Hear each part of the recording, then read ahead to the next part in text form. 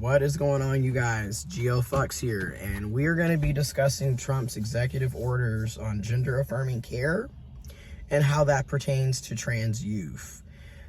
This information I received from the Instagram account, and then I also did additional research.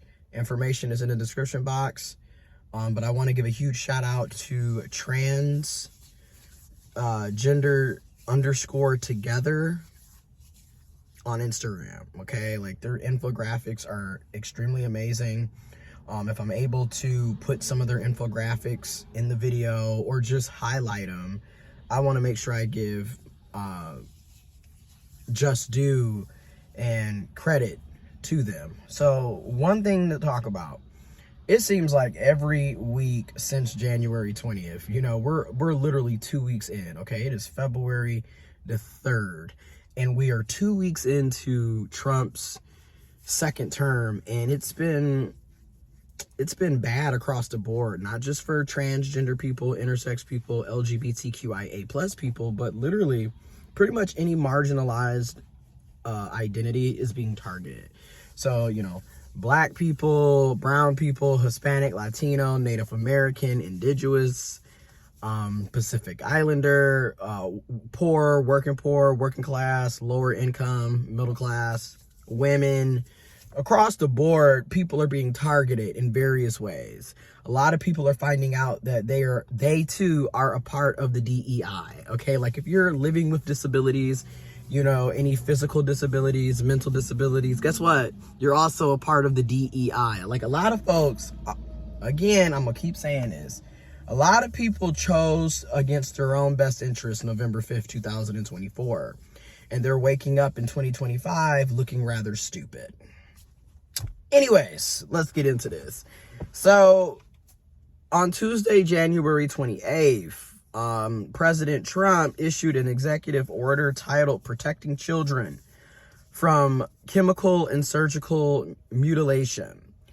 I find this to be ironic and hypocritical, considering that if you are considered a male and you are born in the USA, they typically are mutilating your penis from day one. What do you think a circumcision is? Is that not child mutilation? Just saying. Is that not surgical mutilation? Just saying. Okay, but all right.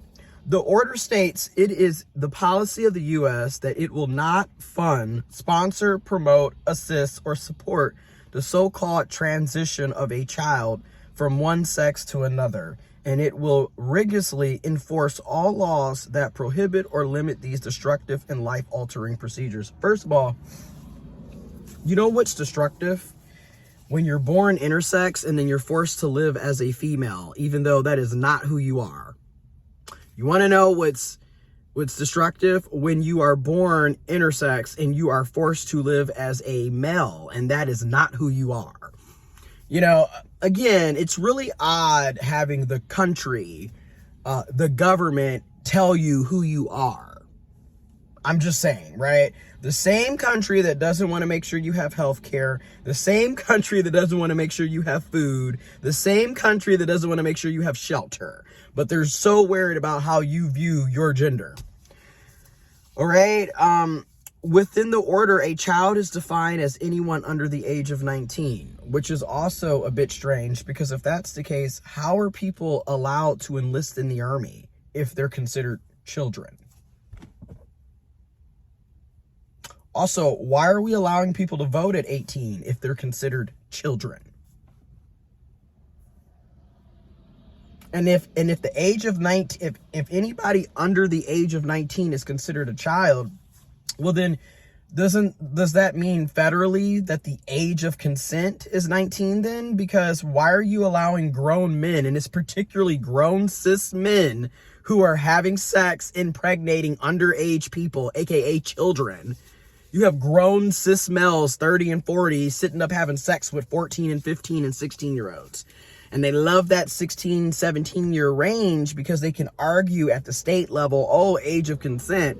But if the federal government literally just said a child is anybody under the age of 19, then technically you are a child molester if you are messing around with people that are under the age of 19.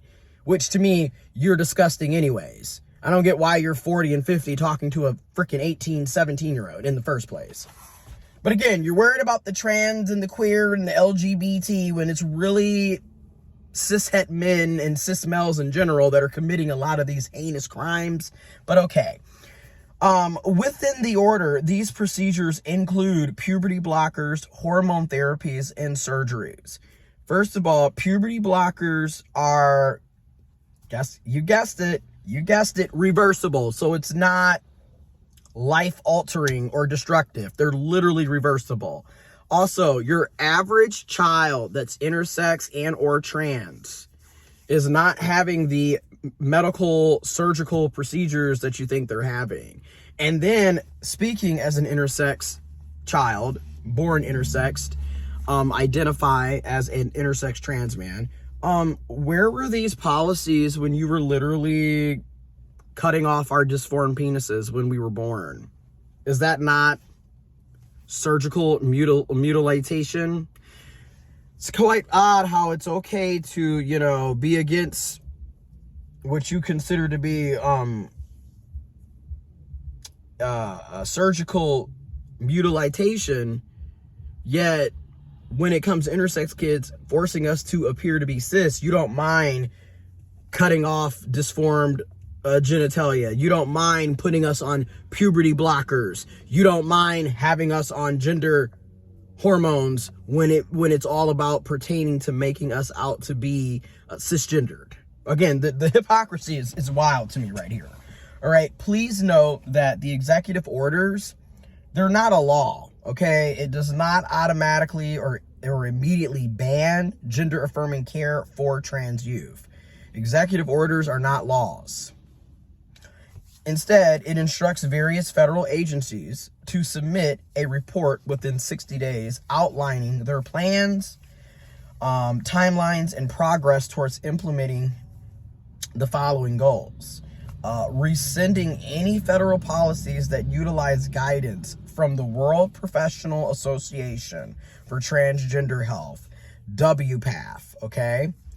I'll have information on WPATH as well in the description box below. They actually came up with their updated, guidance, if you will.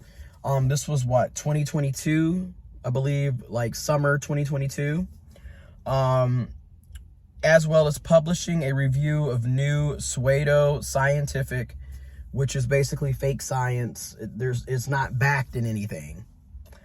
Best practices for treating trans and gender diverse use, even though WPATH has been doing this for decades.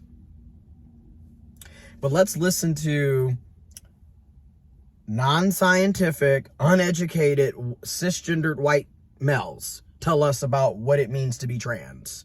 Just like how they don't want you to know that February is Black History Month. March is Women's History Month.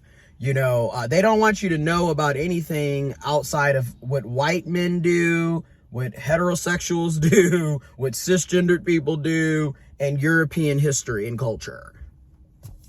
Anyways, also ending federal research or educational funding for institutions that provide gender-affirming care to those who are under the age of 19, including medical schools and hospitals. Again, people need to have access to healthcare, whether it's gender affirming or not. And I also want to throw this out there. Does this also mean that cis boys who end up having breasts, are they also banned from getting procedures so they can have gender affirming procedures to remove that extra cellulite, the breasts, so they can be cisgendered males?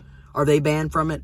Are cis women also going to be banned from getting BBLs and lipo and everything else? Also, are cis men going to also be banned from getting phalloplasties? Are they going to be banned from getting Viagra? I'm just serious. If you're going to ban gender affirming care, then it also has to be banned against cisgender folks. You can't just target one specific group and not see how that's transphobic and discriminatory. Again, the hypocrisy is alarming. Because again, to this day, the most group that benefits from gender affirming care are still cisgendered people. All right? And again, when I think about the medical schools, like University of Michigan, most of your colleges and universities have hospitals and are the think tanks. They are doing the research. They are, leading the way in a lot of the surgeries and procedures and medications that people are able to get on. So taking away federal funding from that is going to harm a lot of people. And it's not just going to be intersex and trans people. Again, you're talking about less than 1.6% of the USA population. We are not the ones draining your healthcare system. It's actually cisgendered folks. But okay. Because looking at it from a statistical, numerical number, if we're only 1.6% of the population, then that means 98.4% of the population is what? Cisgendered. So that means you're the group draining the medical system. It's not us. Anyways, creating policies that will protect whistleblowers who report violations of this order to the government. So transphobic people reporting against trans people, trans youth and their families. Ending gender-affirming care for trans youth by revising conditions for coverage and other aspects of federal programs like Medicare, Medicaid, and the Affordable Care Act.